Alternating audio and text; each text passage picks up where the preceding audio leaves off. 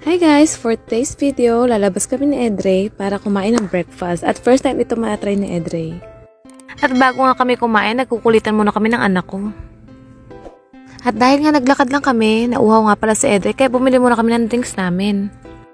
Pinatry ko nga pala kay Edrey itong winter melon dito sa Taiwan. Kasi isa daw to sa mga favorite niya na drinks dyan sa Pinas. Ito nga pala itsura ng store nila. Ito nga pala naisipang bumili kasi gusto kong ipatry kay Edrey itong malaking drinks nila kasi ang cute ng lagayan. At in fairness, natuwa naman siya at nasarapan naman siya sa drinks.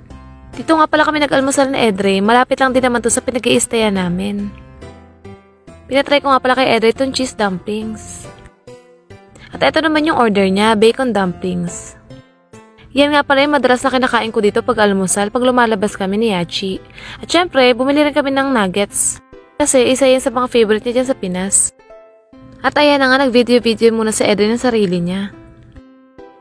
At sabi nga na Edrey, gusto niya nga pala matry mag-bike dito sa Taiwan. Kaya ayun, i-register muna namin yung YOYO card namin. Dito nga pala sa Taiwan, pag gusto niyo mag-rent ng bike, kailangan yung i-register yung YOYO card nyo. Kasi etong YOYO card yung gagamitin para i-scan at makapag-rent kayo ng bike dito sa park. At ayun nga, nakaharap na nga si Edrey ng bike na gusto niyang gamitin. So ayun, tinap lang niya yung card niya. Diyan nga pala makikita nyo rin yung balance ng card nyo. At binigyan ko muna ng time si Edrey para mag-bike. Andito nga lang pala kami sa park, malapit din sa pinag-i-stayan namin. Sa mga previous na vlog ko, makikita nyo rin tong park na to. So ayun, naglaro-laro muna kami ni Edrey dito. Totoo lang, never nga pala namin to nagawa ni Edrey nung bata siya kasi lagi rin ako may trabaho. Dahil doon din siya nag-stay sa daddy niya. Kaya mas pinili ko talaga na si Edrey yung dumaraw sa akin dito para makapag-bonding naman kami. At para maiba na rin yung environment niya. At after nga dyan, pumunta muna kami dito para bumili ng pangsipit. At dahil nga magla-lunch na, naisipan namin kumain sa barbecuehan. Pero syempre, yung budget friendly lang. Kasama nga pala namin si Yachi at sasakay kami ng bus papunta dun sa mall na kakainan namin. Siguro mga 30 to 45 minutes lang yung biyahe namin papunta dito sa mall na to. Na-vlog ko na nga rin pala tong mall na to at itong barbecuehan na kakainan namin. Sarap nga pala dito guys at saka mura lang siya, 360 per head lang. Solve na solve ka na. At saka solo-solo yung pagluluto, ayan.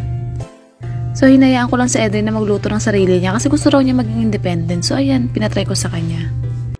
O diba sa isang meal, ang dami na, 360 NT lang yan guys. At saka marami yung rice nila.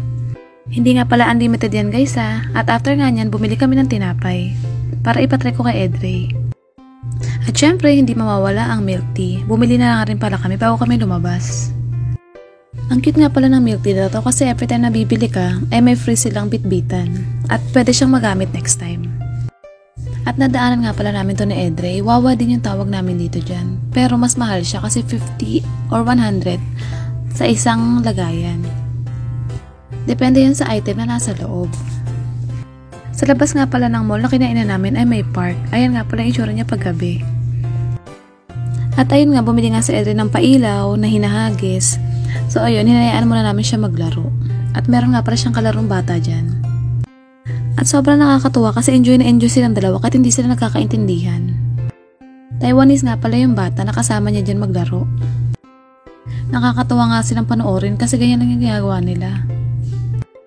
Nagpapataasan lang sila nung ilaw na hinahagis nila. At grabe, ang galing ni ate. Grabe yung balance niya. Nadaanan nga lang pala namin to bago kami umalis. After nga niya, pupunta kami sa night market kasi medyo nagugutom na kami kasi gabi na rin yan. Nagbus nga lang pala kami papunta doon kasi medyo malapit lang naman siya. At eto na nga, eto yung una kong kinain, yung strawberry na sugar coated. At sa Edrey, kinukulit ako na gusto niya raw matry itong tiger sugar. So ayun, bumili na rin pala kami niyan. At eto nga pala, tinry din namin to. So ayun guys, yan na pala yung last video ko. Thank you guys, bye!